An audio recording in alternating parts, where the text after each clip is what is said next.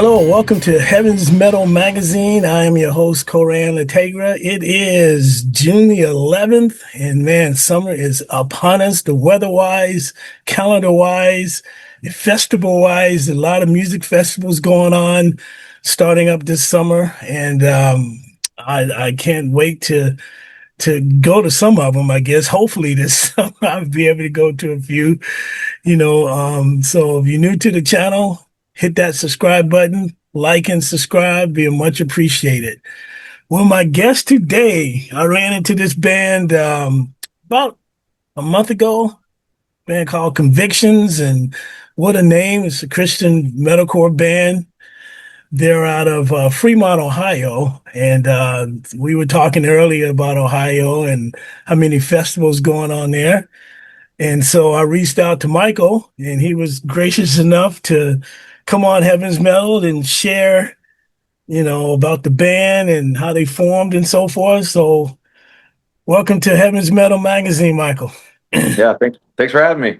Yeah, man. Yeah, I reached out to you guys, a month ago. I saw it on my Facebook, YouTube feed, and I love you guys' sound, love what you write about. Now, I got to confess now, some of the vocals, I don't quite understand, some because it's the Cookie Monster vocals, but I love it.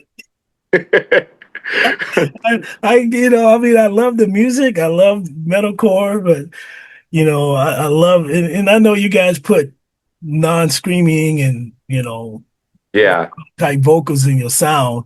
Especially that one song I liked. Man, what song was it? It was Buried in Thorns. Oh, wow. Okay, cool. I love that song. I actually, over the past week, man, I started listening to a lot of you guys' stuff. And man, you guys got like at least what? You guys got a lot of albums, but full-length albums. You got like what, four or five, or six full-length albums? Yeah, I think we're coming up to our fifth, I want to say. Okay, yeah, because I know on your YouTube page, which I'll put all your info and website and where people can find you in the description area. But I know on your page where it says releases, you got a lot of recordings, man. A lot Yeah. of Yeah, we've been around for like a little over 10 years now. yeah. So. Okay. So tell me how you guys formed, man. I mean, are you the head man of the band, or how did you guys put Convictions together? Yeah. So it's kind of a unique situation because technically I'm not the original vocalist. The band was formed in Fremont, like you said. Zach, our drummer, he's like one of the founding members. Got together with a couple of the local metal guys, and we're kind of brainstorming putting together a Christian band. And at that point in time where they were at in their lives, they really wanted to do it, but with their lifestyles and certain things that they were going through at that time, they're like, we don't feel worthy or like pristine enough in our lifestyles to be a Christian band. And then the idea of, well, let's talk about that. Let's talk about our convictions. And then that was kind of the platform that they built the whole band around. Around that time, they put together a record called "I Am Nothing" and did a national tour with an older band called The Great Commission. And then shortly after that, I got brought into the picture. So I kind of got grandfathered in, but it's been over like 10 years. So I feel like this is my baby. Oh yeah, for sure, man. I mean, so when you came into the band, did you already have songs written, or were you in previous bands? Yeah. Before that, Zach, our drummer, I just mentioned, we go pretty far back. I've been playing music since like 2005. So his like local band and mine, we would cross paths periodically. I'm from Toledo, and like pretty much everybody in the band's from Toledo, which is like a stone's throw from Fremont. Fremont's kind of like a super small town, but it's a great area because a lot of cool bands came out of there. We crossed paths playing shows together and stuff, so we kind of knew of each other. And ironically enough, I had just become a Christian around that time when they approached me. This is like 2009, 2010. And so when they parted ways with their vocalist, it was just kind of crazy because I had already like given my life to Christ like around that time. So it was just like I had so much fire in me to write music for God at this point instead of myself. And a lot of that, I guess, enthusiasm got brought into our earlier material. Okay. Wow. So you came to Christ in 2010. No. 2009, 2010, yeah. All right. Well, what was life like with you before that? It was pretty difficult. I was going through a pretty dark time. I was younger. Was going through just a lot of different turmoil, personal turmoil, and I was struggling with suicidal tendencies and like ideas. And at that point in my life, I was an atheist, and I felt there was nowhere else to turn. This is a big part of my testimony. There was really like nothing that I could do in my own life. And that was kind of where I felt, well, if I reach out beyond myself, even if I don't believe it, and something comes back, like that's worth pursuing. And so like Jesus, Christianity, all that, I had heard of, all the miracles and amazing things that have come from that and the lives that have been impacted from having faith. It was kind of like a last ditch effort. It was like, I don't believe in this. So what do I have to lose? And it was completely profound and radical. And so, my eyes opened pretty wide, and it was, it was an exciting time. Well, that's awesome, man. Yeah. Yeah. I can totally relate with you as far as the suicidal thoughts. And so, Yeah. because I come from that's one main reason why I gave my life to Christ. Because Yeah. I had suicidal thoughts and no matter what was happening and going on in my life, whether it was career, relationship, whatever, and things failed, that was the first thing I thought about Yeah. is committing suicide, and I always say the thoughts are worse than the action because anything that, you that's negative that's going on, that's well, what's the purpose of living? Yeah. And so, when I came to Christ, it was like Jesus fulfilled that void, man, in my life, you know. Yeah. And so, yeah, man, that's awesome. That's awesome to hear. So you committed to Christ, and then you started wondering, well, obviously you were a vocalist in, Yeah. in your before Christian, before your BC day, J, Yeah. before your JC days, So your musical journey, what was that like? Did you start singing in several bands, and then, or you just came across a Christian band and they needed a singer? Pretty much. Yeah. I formed my first band with like my brothers and friends in high school, and we just went out and immediately just started playing clubs and, wherever we could. Um, yeah, it was, I look back pretty fondly at it because it was just such a different era. There was like no YouTube or like Yeah, screaming tutorials and things like that. It was just kind of the Wild West back then, it felt like. yeah, And kind of carving out your own path. Uh, like I owe a lot of where I am now to those days, all the trial and error and effort I put into my craft. But yeah, it's a lot different now. There's so many more resources, and uh, yeah, it's kind of funny looking back though, because it was so difficult, and I felt like where I was at in my life, especially like spiritually, I didn't really have any support there. So, a lot of easily avoidable mistakes were made, but as a kid, but yeah, and I didn't know God. yeah, yeah. Now, did you take vocal lessons when you were growing up or pursuing music, or do you play No, any other instruments? ironically enough, I am a vocal coach. Okay, okay. uh, I I remember like passing around like a Zena screaming DVD with some high school friends back then, but it didn't really resonate with me. So a lot of what I teach my students now is 20 years of just trial and error. Um, and then come like 2020 with all that, we all had time to ourselves during that period, was like really when I started digging into the craft and really understanding what it is I'm doing and how to maintain and grow from it.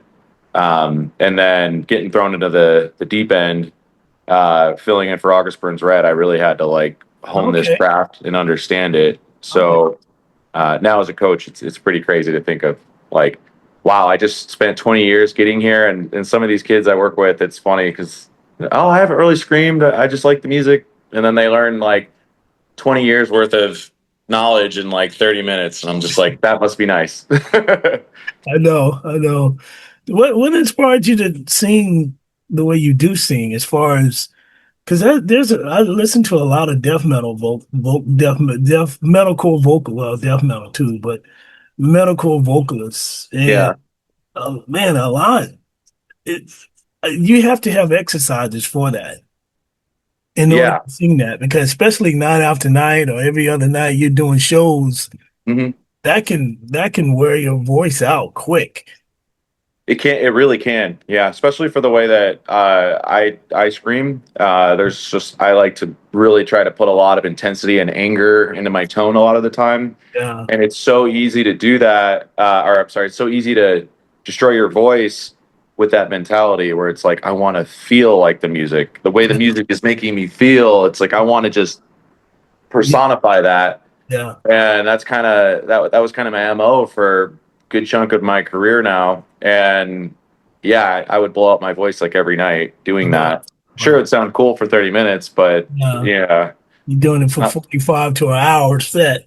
Yeah, and it's funny. I just finished a tour with Demon Hunter, and the Heaven's Oh, Metal, from my understanding, came out and did a like a live show review of it. Uh, oh, okay. that case in point, I'm not bulletproof. We did back to back dates for what felt like a month, I want to say, Yeah, and towards the tail end there, I could really start to feel it. I'm yeah, getting sick, weather changes, yeah. whatever. Yeah, we're still human. Yeah, yeah, yeah. Demon Hunter, they're one of my favorites. I love Ryan's tone and his whole diverse vocals. Yeah, legendary. He can get melodic, he can get scream, he can get that's what I love about Demon Hunter. Yeah. And I'm starting to come across a lot of metalcore bands that are out there. And I mean it's the music itself. Like when you first started getting into metal, especially Christian metal, Mhm. uh,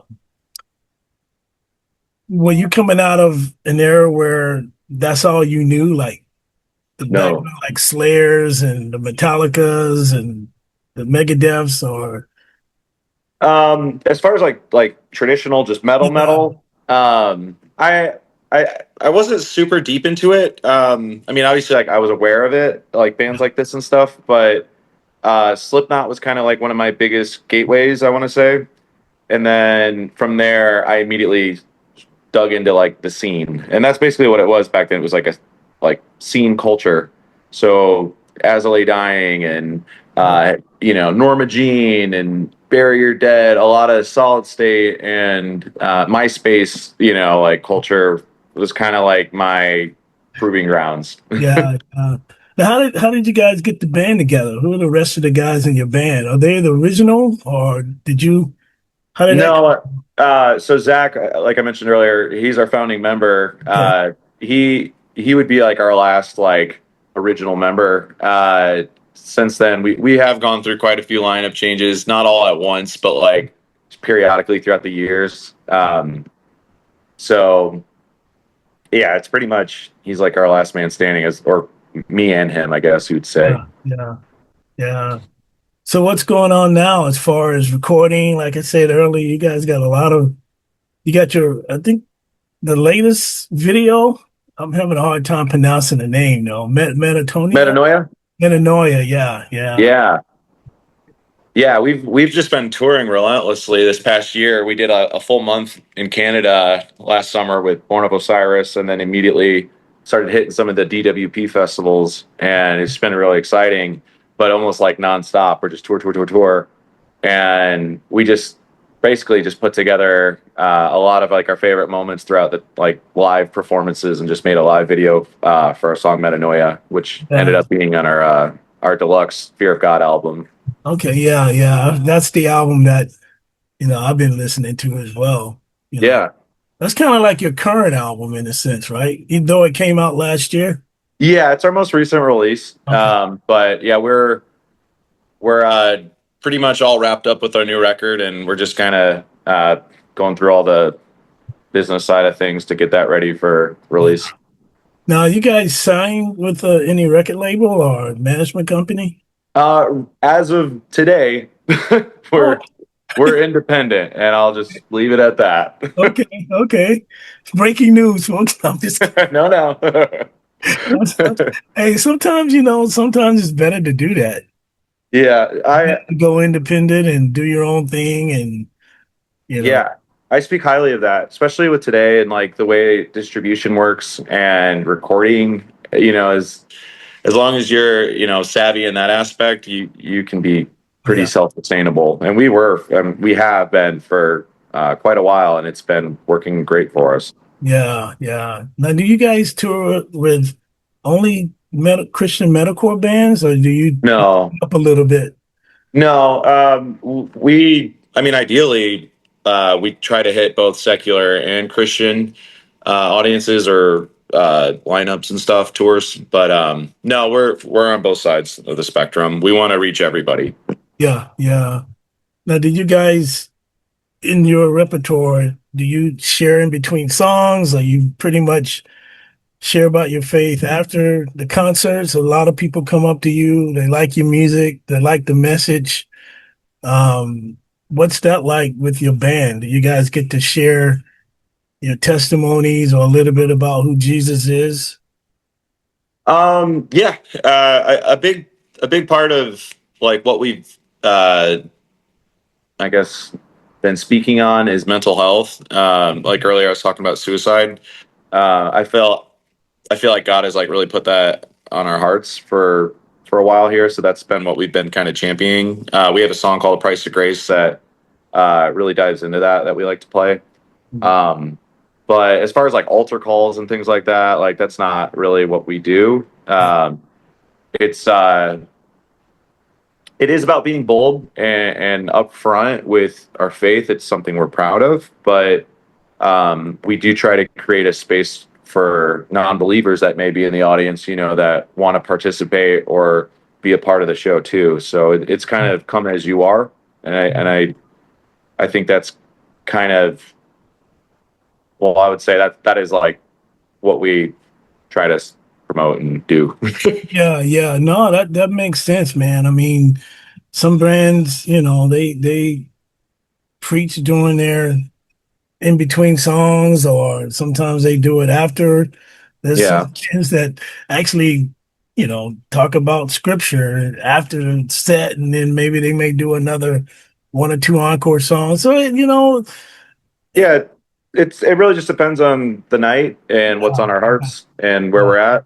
Yeah, like we're pretty upfront, like when we want to be or felt yeah. called to. And the main thing is, people love you guys' music, and whether non-believer or believer, and you never know. That non-believer, that one song may just touch somebody's heart. Yeah, it's They want to amazing to see know, that. yeah, and they want to know more about who Jesus is, and they can do a meet and greet or however that works backstage, with you guys or other bands. So yeah, that's awesome, man. That's awesome. Thanks. Yeah. So moving forward now, you guys are recording, got some tours coming up for the summer. We do, yeah. We've announced a good handful of some of the festivals we're excited for. We got coming up Undead Fest, Uprise. We're going to be playing Heaven's Pit in Winchester. We have Kingdom Come Fest next Yeah, week, yeah. and Breaking Dawn. I'm sorry, Breaking Darkness Music Festival. We have some pretty cool stuff coming up for that. We're excited about, and then yeah, we have a few tours that we haven't announced yet. So it's just a whole year of Wow, stuff to go. That's so awesome, dude. I mean, you're doing what you love to do. That's one thing. Yeah. And I mean, you love to do music. Your whole band is awesome. And now you headlining some of these festivals, or you mainly in between slots? Or Yeah. No, yeah. It's 50-50. There's a few festivals that we're headlining. On Dead Fest. Yeah, we'll play where we're called. yeah, yeah. Well, like I said earlier, man, you guys, the scene out here in California is just, I mean, it's You're just, telling me about that, yeah. and you What know, part of California are you in? I'm in Orange County, Southern Orange County. California. Yeah. Now maybe with social media and stuff, you would think they would Christian metal bands, hardcore bands, whatever band you are that's a Christian would advertise on Facebook. You know, there's so much social media, but I see nothing in when I look at somebody's tour schedule, they not coming. I think 7 Day Slumber, they were here, not down in this area. I forgot even what county they were in. I never Hmm. even heard of the cities that they were playing in California. And so I think they were coming or are coming. I gotta look at their tour schedule. But it just seems like, man, nobody. I think Demon Hunter came last year. Yeah, we came through there with Demon Hunter last year. I remember we Okay, hit like San Diego all the way okay, up we from San Diego all the way up to Washington. yeah, We played a benefit a couple of years back, about 30 minutes from you, at the Glass House. You oh familiar? yeah, it's in Pomona. Yeah, we did Yeah, the Glass House. It was Run Against Traffic. Tommy from Sleeping Giant, Holy Name, put okay, together, and it was like an all Christian lineup, and a lot of special guests came out to that. That was a big moment. We've done Chain Reaction quite a yeah, few times. yeah. Chain Reaction just closed down. It Yeah, just that's. Oh, unfortunately. I know. Yeah, It hurts. yeah, yeah. They just closed down, and I found out about. Actually, I was trying to reach out to the owner to see if I can even do something with it and maybe call it another name, you know, 'cause Right. it's just nothing here. So Yeah. I guess the phrase is he who barks the loudest needs to act. So I guess that's kind of like I need to do something in order to bring Christian metal bands here, you know, in Orange County Sure. or something. There's a conservatory right down the street from where I am. I think that's where Demon Hunter played in Santa Okay. Ana. Yeah. Yeah. So well, as you see, this world, man, it's getting chaotic.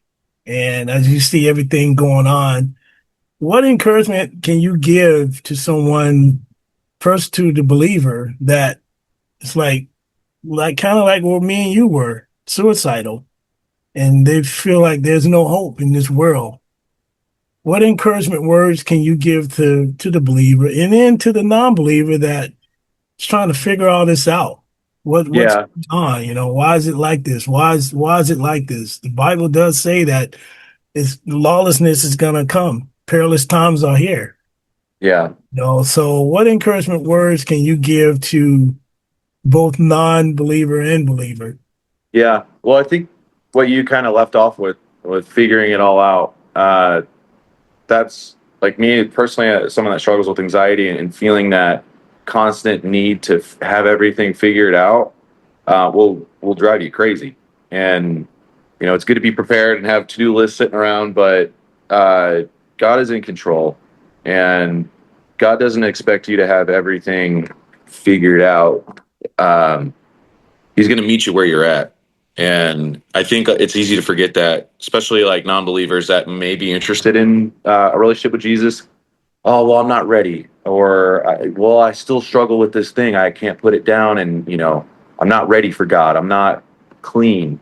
And that is such an easy lie to fall into, because God loves the broken. He loves you where you're at. And when we talk about like suicide, on this last tour, I remember it's not necessarily like a canned thing, but I always try to make sure that I say, when it comes to your mental health and where you're at in your life, God wants to meet you exactly where you're at, and he loves you exactly where you're at. And so when you're in those dark places or you're overwhelmed by the world, like you said, God is in control, and he wants to have a relationship with you, and he wants you to have a good life. Yeah, yeah. And that's what about the for the Christians that are believers Same and thing. Same yeah, thing. yeah, You know, you know, we are at fault. Like we are not perfect. God doesn't expect us to be perfect. Yes, we should always strive to be like God and to live in, you know, in his image, but um, we need him.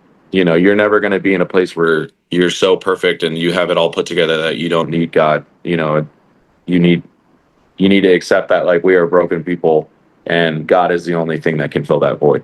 yeah, yeah. Well said, man. But dude, I know you got a lot going on. You got to prepare for rehearsals or whatever you got going on today.